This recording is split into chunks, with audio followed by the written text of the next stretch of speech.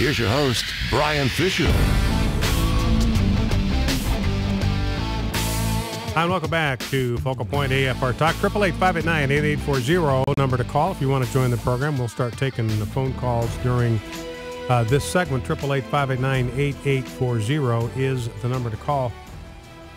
And again, we were talking here about some of the bizarre thinking that's going on from Republicans, including Nicole Wallace, who bizarrely is trying to make out that same-sex marriage is a conservative position to take. But realize it is not possible for same-sex marriage to be a conservative value, because homosexuality itself can never be a conservative value. You know, the essence of conservatism is that it is consistent with the laws of nature and nature's God. We take a look at how nature itself is designed to operate, and we want laws that are consistent with the laws of nature and consistent with the laws of God who created nature. Now, same-sex activity is contrary to nature. It is unnatural. It is contrary to the way the laws of nature work. It's just a matter of plumbing. Whether you believe in evolution or whether you, as I do, believe in creation, that God created man in his present form 6,000 to 10,000 years ago, designed him exactly as he is today, created sex. It's his idea. He means it for our good, one of his greatest gifts. And there's a way, obviously, that the human body has been designed by the designer, by the creator, to function when it comes to sexual intimacy. There's a way it's designed to operate, and there are things that the human body was not designed to do. They may have some kind of sexual component to them, but there's no way in the world that the human body was designed for that kind of use. In fact, I've got a story today from the city of New York talking about the health risks involved in homosexual behavior. You know, one of the things that we have said from the very beginning, there are three arguments against same-sex marriage, and it's the same arguments that you have against homosexuality. It is immoral, it is unnatural, and it is unhealthy. Homosexuality is immoral, homosexuality is unnatural, homosexuality is unhealthy. Homosexual marriage is immoral, it is unnatural, and it is unhealthy. Now, here's a story from ABC News, of all places. Again, this is not some part of the vast right-wing conspiracy, but ABC is out with this big 4-page story today. Well, it's actually March 22, so it came out over the weekend, talking about this epidemic spread of meningitis in New York City from anonymous gay sex.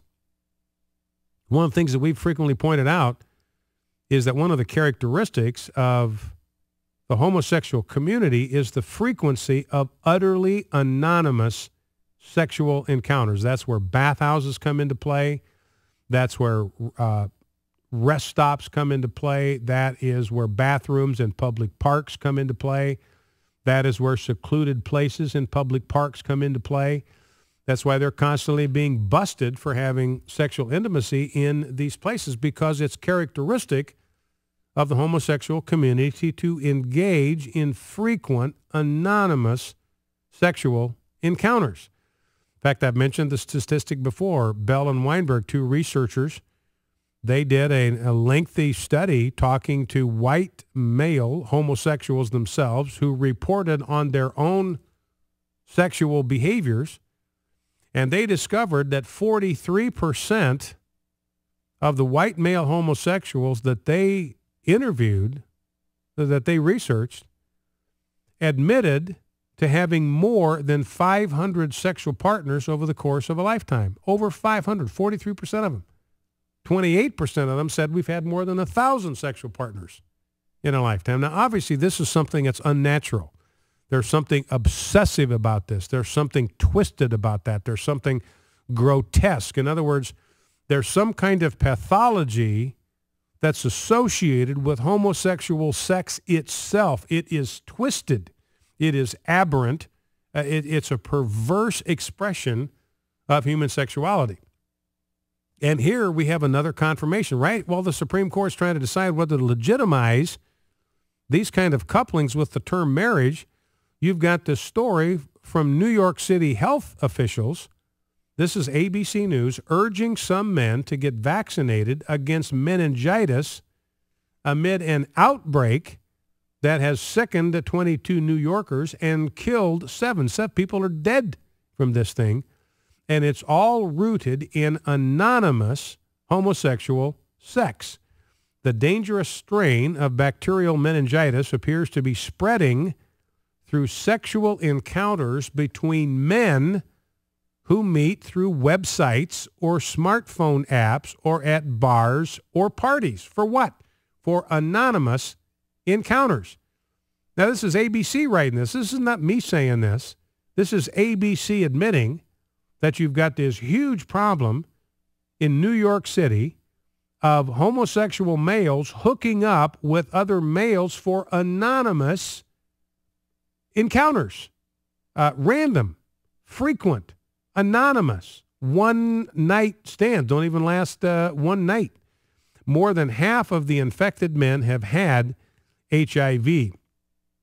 Then it describes the consequences here. Bacterial meningitis is an infection of the brain's membranous lining called the meninges. Early symptoms include fever, headache, vomiting, stiff neck, and a rash within 10 days of the infection. If left untreated, the disease can cause severe brain damage and even death. So clearly, this is a lifestyle. It's a behavior that is immoral.